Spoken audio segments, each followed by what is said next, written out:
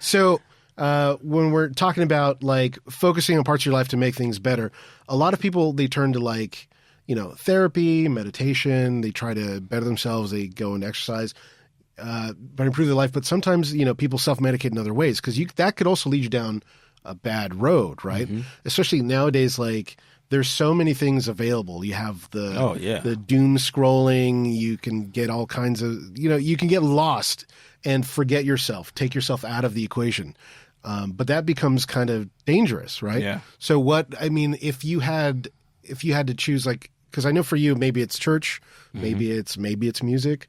Like, what are things that you think are healthier ways to kind of focus on that? I think you have to know you.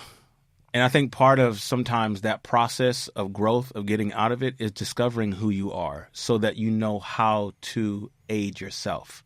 Because it's going to be different for everyone. For some people, it is religion. Like for me, it is my faith, and that's kind of where I go back to. But for someone else that maybe doesn't have that faith or doesn't believe in it, you've got to know who you are.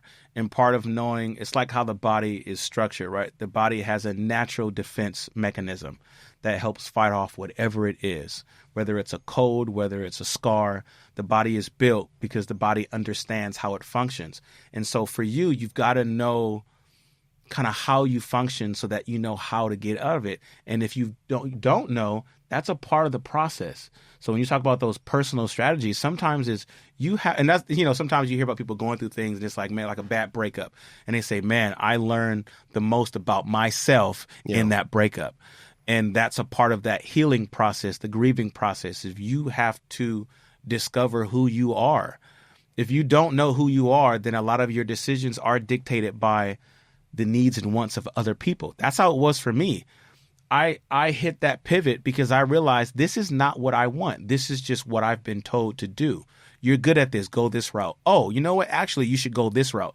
I went from being trumpet to voice to choral ed to no conducting or like it literally kept changing because I kept having conversations with other people who knew the best for me, and I went along with it. Yeah. And in the process of my rock bottom, which really for me it wasn't necessarily rock bottom, but in the process of figuring out where I needed to go, I had to figure out who I was and what I wanted for myself and what I needed to get myself out. So some of it is just kind of self-discovery.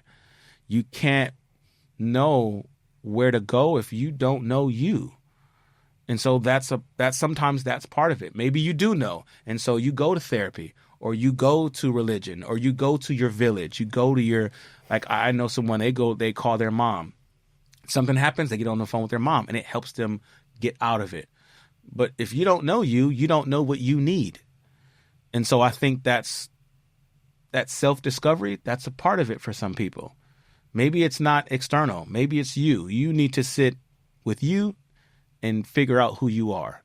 And in figuring out who you are, you figure out what you need to get out of this. And sometimes it takes a couple of days. Sometimes it takes a week. But that's what progress also looks like. It may not look like progress to everyone else.